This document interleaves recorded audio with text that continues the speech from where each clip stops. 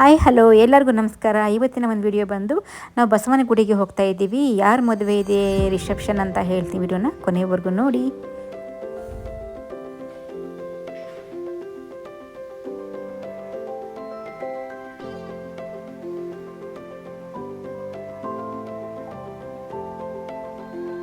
Actually ನೋಡಿ ನಾವೆಲ್ಲ ready ಆಗಿದ್ದೀವಿ.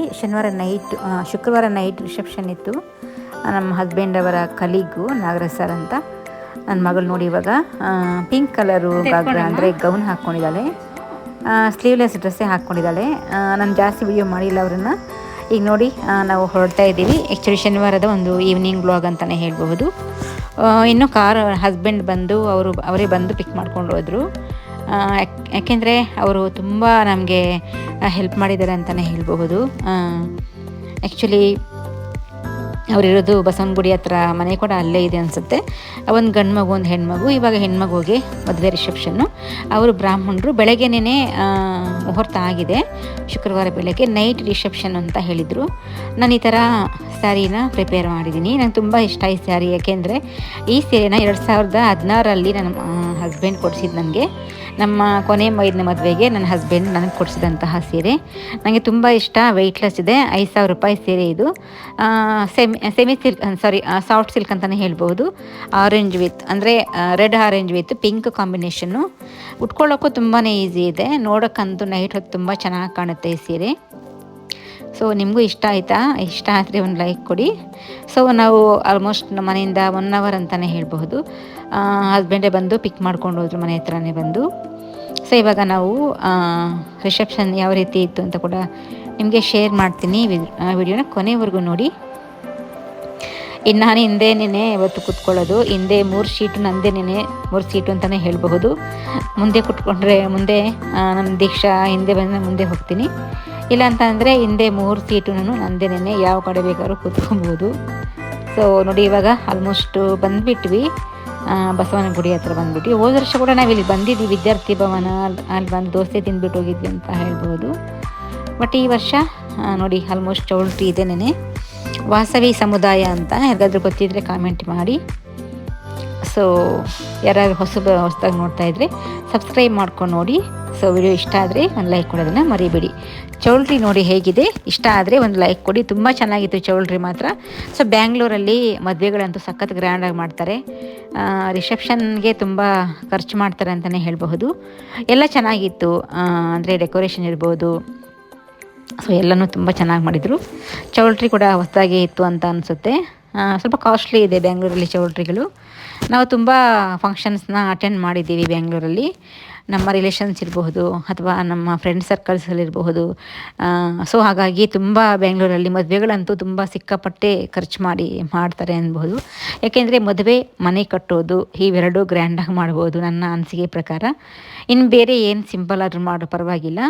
ಸೊ ಮದುವೆ, ಮನೆ ಕಟ್ಟೋದು ಮಾತ್ರ ತುಂಬ ಗ್ರ್ಯಾಂಡಾಗಿ ಮಾಡಲೇಬೇಕು ಅಂತಲೇ ಹೇಳಬೇಕು. ಸೊ ಒಂದು ಲೈಫಲ್ಲಿ ನಾವು ಎರಡೇ ಒಂದು ಫಂಕ್ಷನ್ನ ಜಾಸ್ತಿ ಗ್ರ್ಯಾಂಡಾಗಿ ಮಾಡಬೇಕು. ಏಕೆಂದರೆ ಬೇರೆ ಸಣ್ಣ ಪುಟ್ಟ ಪೂಜೆಗಳು ಮಾಡಿದ್ರೂ ಪರವಾಗಿಲ್ಲ. ಸೊ ಮದುವೆ ಅನ್ನೋದು ಒನ್ ಟೈಮ್ ಮಾಡ್ತೀವಿ. ಸೊ ಹಾಗಾಗಿ ಗ್ರ್ಯಾಂಡಾಗಿ ಮಾಡಿದ್ರೆ ತುಂಬಾ ನನಗೂ ಖುಷಿ ಕೊಡುತ್ತೆ. ನೋಡಿ ಇದೆ ಡೆಕೋರೇಷನ್ನು ತುಂಬ ಚೆನ್ನಾಗಿ ಮಾಡಿದರು. ಸೊ ಇಲ್ಲಿ ನಾವೆಲ್ಲ ಒಂದು ಪಿಕ್ ತಗೋಣ ಅಂತ ಅಂದ್ಕೊಂಡ್ವಿ. ನಾನು ನೋಡಿ ಆರೆಂಜ್ ಪಿಂಕ್ ಕಾಂಬಿನೇಷನ್ ಸ್ಯಾರಿ ನನಗೆ ತುಂಬ ಇಷ್ಟ. ಈ ಸ್ಯಾರಿ ಅಂದರೆ ನಿಮಗೂ ಇಷ್ಟ ಆದರೆ ಒಂದು ಲೈಕ್ ಕೊಡಿ. ಇಲ್ಲಿ ನೋಡಿ ಆ್ಯಸ್ ಯೂಶುವಲ್ ಮುಂದ್ಗಡೆ ಇಬ್ಬರು ಹೋಗ್ತಿದ್ದಾರೆ. ಹಸ್ಬೆಂಡ್ ಜೀನ್ಸ್ ಹಾಕ್ಕೊಂಡಿದ್ರು, ಮಗಳು ಪಿಂಕ್ ಫ್ರಾಕ್ ಹಾಕ್ಕೊಂಡಿದ್ರು. So pink and black combination. ಇವಾಗ ಹಸ್ಬೆಂಡು ಕಾರ್ ಪಾರ್ಕ್ ಮಾಡ್ಬರ್ತೀನಿ ಅಂತ ಕೆಳಗಡೆ ಇತ್ತು, ಯಾಕೆಂದರೆ ಕಾರ್ ಪಾರ್ಕಿಂಗು. ಈಗ ನೋಡಿ ಒಳಗಡೆ ಬಂದ್ವಿ. ಇದೇನೇನೆ ಚೌಲ್ಟ್ರಿ ಚೆನ್ನಾಗಿತ್ತು. ಚೌಲ್ಟ್ರಿ ತುಂಬ ದೊಡ್ಡದಾಗಿತ್ತು ಕೂಡ. ಸೊ ನಮ್ಮ ಹಸ್ಬೆಂಡ್ ಫ್ರೆಂಡ್ಸ್ ಎಲ್ಲ ತುಂಬ ಜನ ಬಂದಿದ್ದರು. ಎಲ್ಲರನ್ನ ಪರಿಚಯ ಮಾಡಿಸಿದ್ರು. ನಾವು ಕೂಡ ಮಾತಾಡ್ಕೊಂಡು ಸ್ವಲ್ಪ ಹೊತ್ತಿದ್ಬಿಟ್ಟು ಸೊ ನಂತರ ಇನ್ನು ನೋಡಿ ಗಿಫ್ಟ್ ಕೊಡೋಕ್ಕೆ ಅಂತ ನಾವು ಸ್ಟೇಜ್ ಮೇಲೆ ಹೋಗ್ತಾ ಇದ್ದೀವಿ.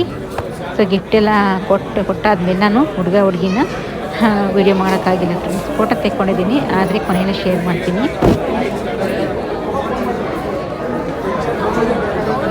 ಸೊ ಒಂದು ಫಂಕ್ಷನ್ ಅಂತಂದರೆ ಎಷ್ಟು ದಿನಗಳಿಂದ ಪ್ರಿಪ್ರೇಷನ್ ಮಾಡಬೇಕು ಅಂತ ನಿಮಗೆ ಕೂಡ ಗೊತ್ತಿರುತ್ತೆ ಅನಿಸುತ್ತೆ.